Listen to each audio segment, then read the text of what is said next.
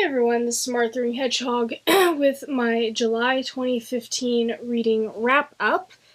So I actually had a pretty productive reading month. In total, I read 8 novels and 2 graphic novels, and out of those 8 novels, 2 of them were ARCs, Advanced Reader Copies.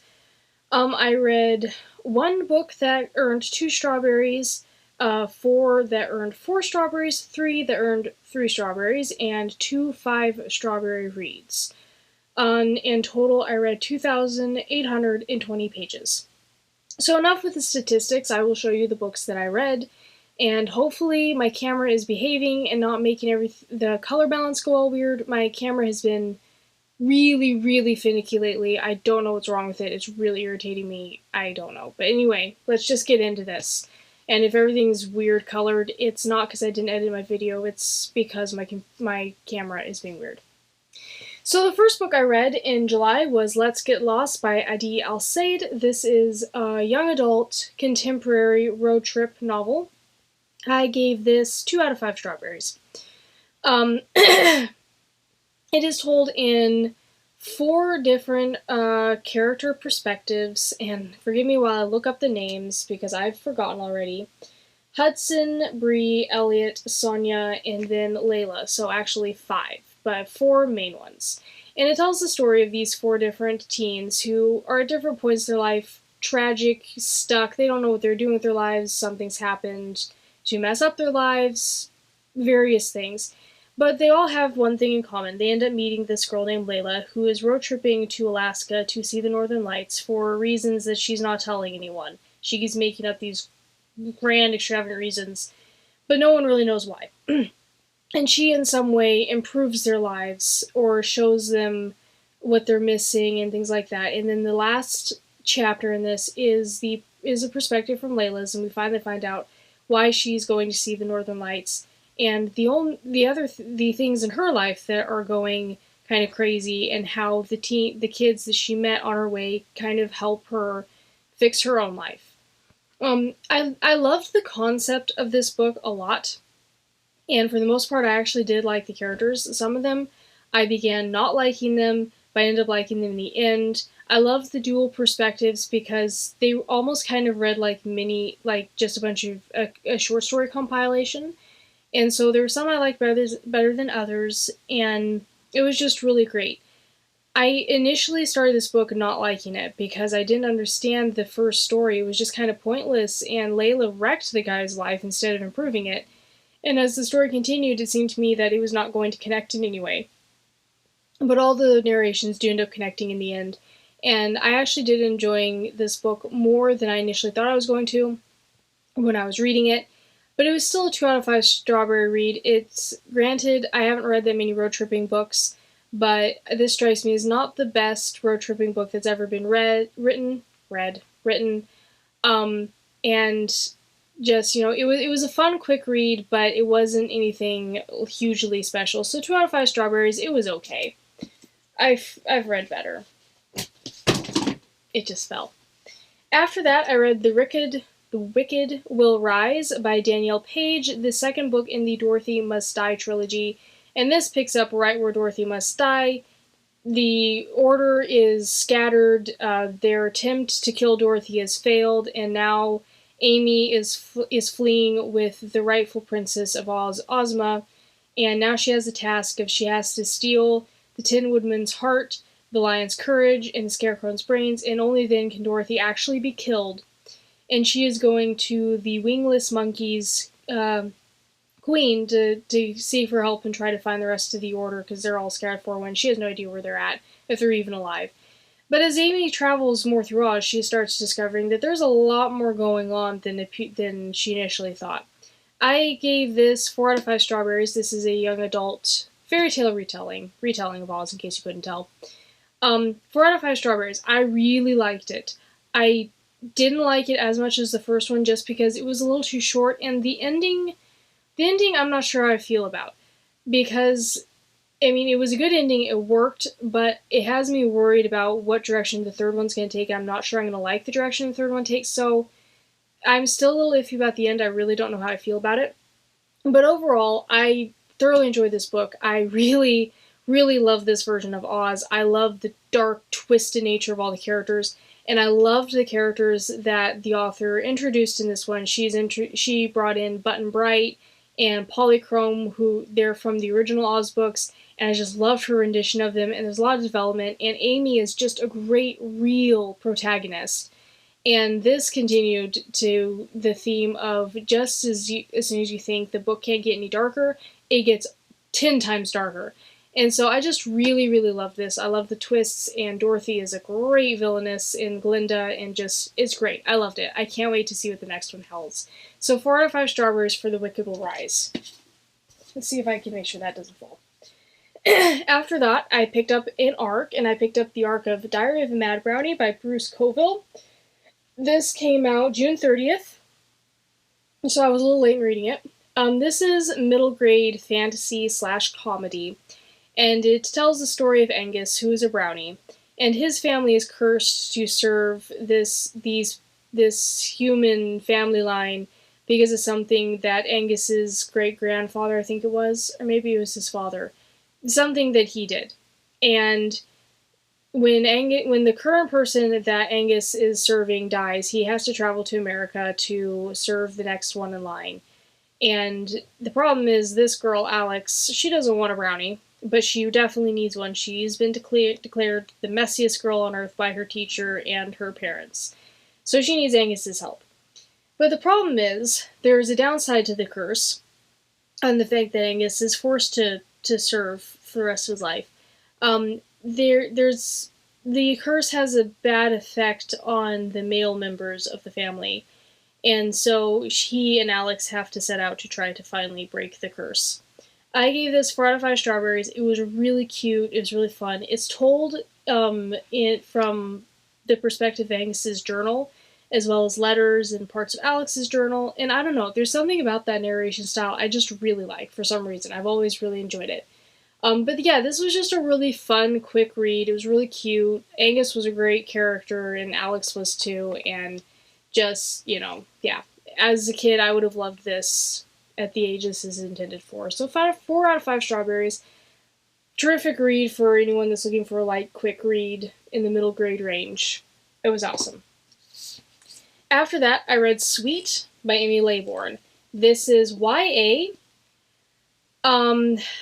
Thriller / horror / weird. I actually don't know what genre to put this in. I just plain don't. I gave this 4 out of 5 strawberries.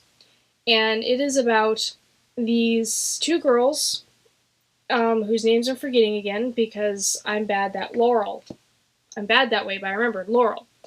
This girl, Laurel, and her friend Viveka win a trip on this cruise line that is promoting this new dietary supplement called Solu. It's a sweetener, and it helps you lose weight.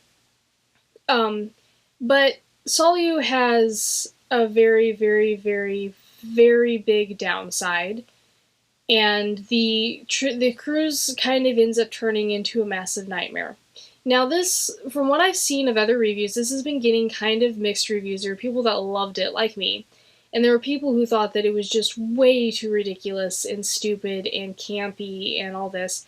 I really liked it. I would say that people should not judge Amy Laybourne's books on the Monument 14 trilogy, which was her first trilogy. I liked that trilogy, but it wasn't the best. This is really, really good, though. I really enjoyed it. What I loved about it was the concept it could have been so campy, but I didn't think it was. And the characters in it, they're not super developed, but it's not a character-driven book. And the characters, I liked them for what they were. And the romance in this was actually really sweet, but the concept was just really cool, and it was actually really creepy, and the build-up was awesome, and it was just an awesome book. It was creepy. It was the perfect summer read. It was quick, fast, but just creepy. There were parts that were making me squirm a little bit just because they were kind of nasty and gross and stuff. Yeah, it was cool. Some people are saying that this is a vampire book. No, that's not. No. Just ignore that. It's not. It's not really a zombie book either. It's somewhere in between, I guess. No, just read it. I really enjoyed it. I thought it was really cool and creepy and just really fun. And 4 out of 5 strawberries. It was great. After that, I picked up a book that took me a long time to get through, so I needed a breather in between that book. So I picked up Welcome to Lovecraft and Head Games by Joe Hill. Yes, Joe Hill and Gabriel Rodriguez, the first 2 volumes in the Lock and Key graphic novel series. This is based off H.P. Lovecraft, and I really can't sum up what they're about because they are really weird. I mean, if you know anything about H.P. Lovecraft, that's a given. They're obviously very quick because they're graphic novels. I gave both of these 3 out of 5 strawberries because they're interesting, and I'm pretty sure these are considered teen, but it is suggested for mature readers. I'm The storyline is interesting. It's keeping me reading, even though I'm not sure I want to say I like them. They're just really weird, but I don't like the artwork. The artwork, I'm not a big fan of the artwork whatsoever. But the storyline is interesting. And these are really, really, really, really bloody, which is kind of awesome, actually. Um, yeah, so horror slash science fiction, I guess, is what you put them in. I think that's where H.P. Lovecraft generally falls into. Um, yeah, I don't have a lot to say about them because again, I can't sum them up because they're just too weird, and I'm not even exactly sure myself what they're about, other than keys and this house and some kind of creature thingy. Yeah. So, 3 out of 5 strawberries for both of them. They're interesting. I don't really know who to recommend them to. Um, they're interesting, but I hate the artwork. But I'm still reading the series, so I don't know. There's something about them that's addicting. After that, I picked up Saint Anything by Sarah Dessen.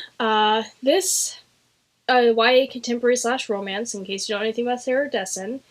I gave this 5 out of 5 strawberries. This is my first Sarah Dessen novel. I'm really glad this is my first one. So this follows a girl, Sydney, who's constantly lived in the shadow of her older brother Peyton. And it's gotten worse recently because Peyton has been sent to jail because he was drunk driving one night and hit a kid and permanently injured him. And Sydney's parents, especially her mom, are obsessing over Peyton and just trying to make sure that that he doesn't feel forgotten, that his life, he still has something to live for, yada yada. Meanwhile, Sydney's the only one that seems to really remember who's the actual victim in the accident, the kid who got hurt, and her parents don't seem to care about him all, and she's carrying around this guilt.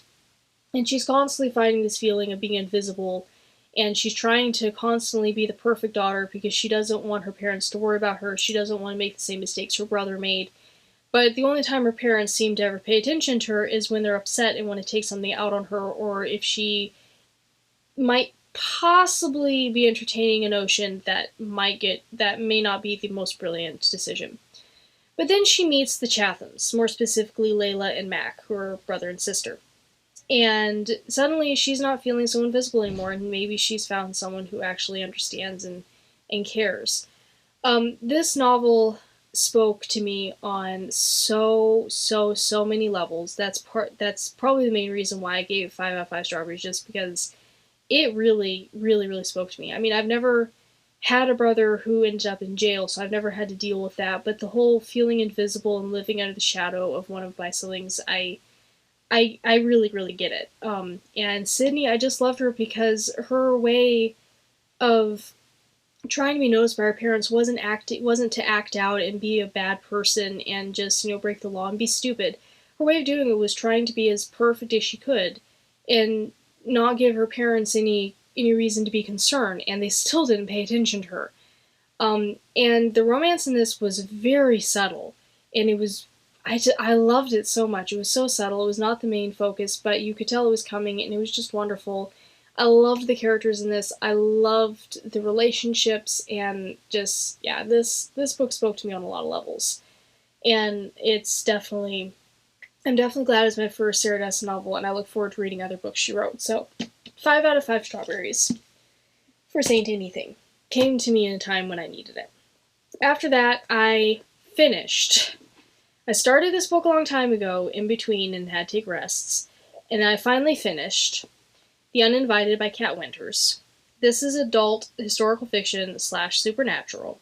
This is an arc. This comes out August 8th, I think it is. If I remember, either August 8th or 10th.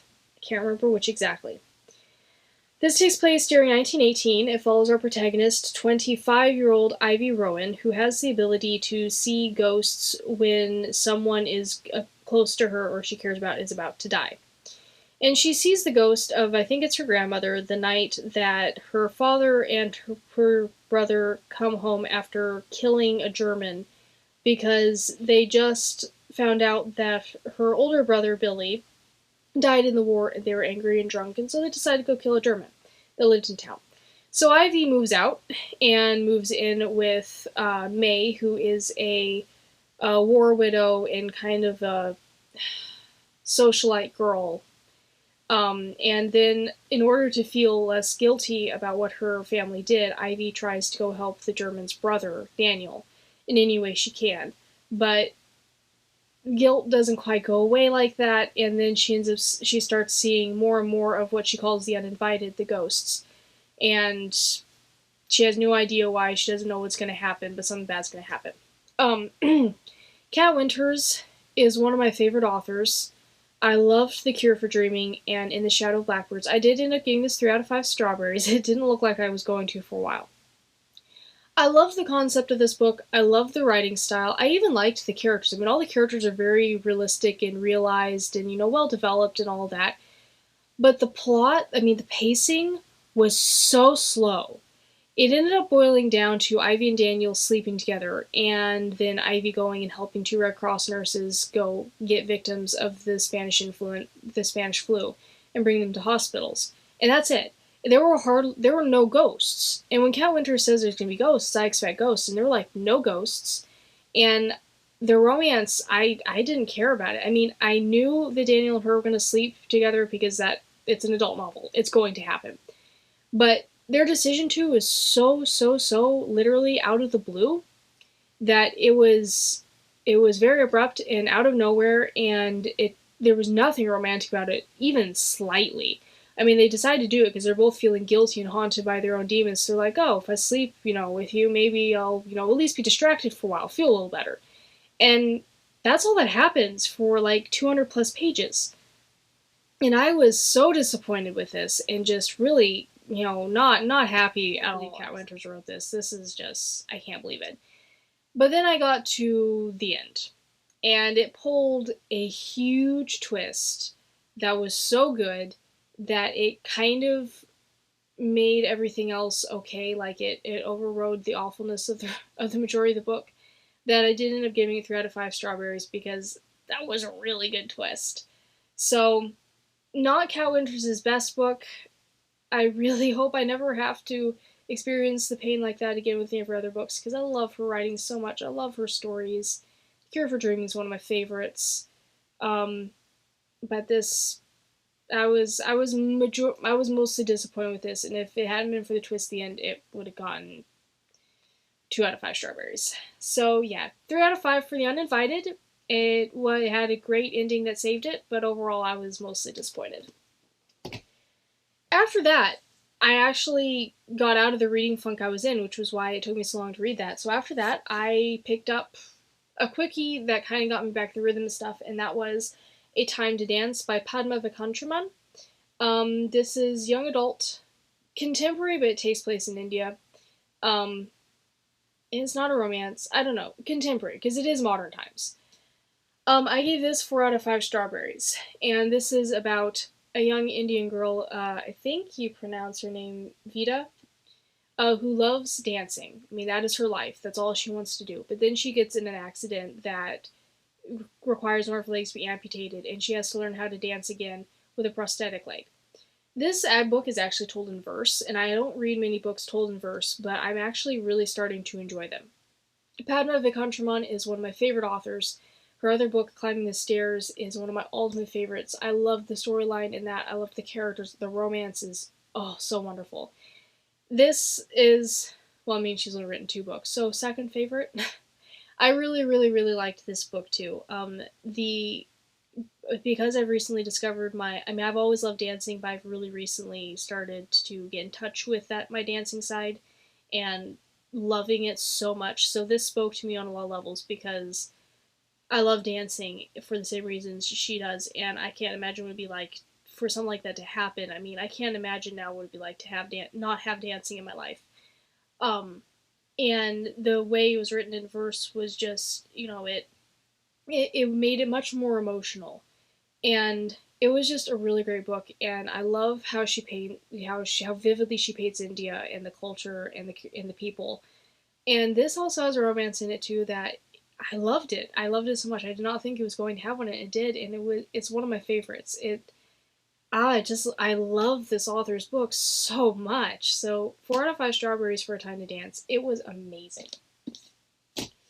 And then finally, the last book I read of the month was Northanger Abbey by Jane Austen. This was the Classics for Classic Ladies read of the month of July. I gave this 5 out of 5 strawberries. Of course, this is a reread for me. I've read it maybe about 5 or 6 times already. This is my favorite Jane Austen novel. This is probably her most sarcastic one as well. I mean, her sarcasm really shows through. And for those of you who don't know what it's about, it tells the story of Catherine Morland, who has a propensity of reading way, way, way too many Gothic novels. And they kind of go to her head. She has an overactive imagination. And she ends up spending some time in Bath where she meets Henry Tilney, who's the younger son of a very, very rich gentleman. And she ends up being invited to his family home, Northanger Abbey, to stay. And Tilney kind of sets her imagination up to become overactive, and she starts supposing very, very shocking things about Tilney's father and Tilney's mother's sudden death. Um, I just, I love, this is my favorite Jane Austen, definitely by far. I love the characters. I can relate to Catherine Morland on a lot of levels. I'm sensible enough that I would not go to the lengths that she does in her imagination, but, you know, every once in a while I do just kind of for the fun of it. I never believe it, but I do kind of tend to run away like that because I'm a writer. That's what I do. I have a propensity of reading way too many novels. Um, and I love Tilney. Tilney is. I'm sorry, guys. I like Tilney over Darcy. Totally, absolutely, positively do. I can relate to Darcy, but I like Tilney. So yeah, 5 out of 5 strawberries from Northanger Abbey. My absolute favorite Jane Austen novel. If you haven't read it, you totally should. It's wonderful. So those are all the books I read in July. I did pretty good, and I guess I will see you with my August TBR, which will mostly look familiar. But I'll see you then. Bye.